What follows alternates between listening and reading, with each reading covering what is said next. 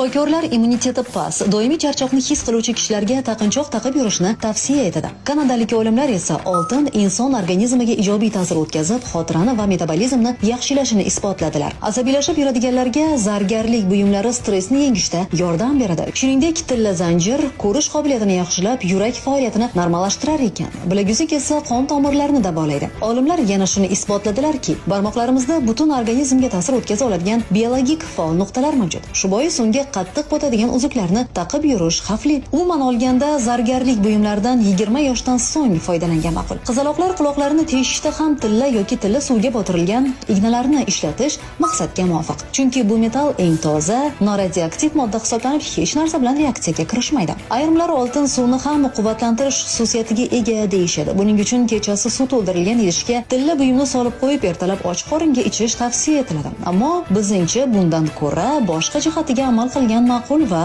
xavfsiz. Doim yosh ko'rinish uchun 2 stakan suvga uzuk solib 2 marta qaynatiladi va shu suvda yuz yuviladi.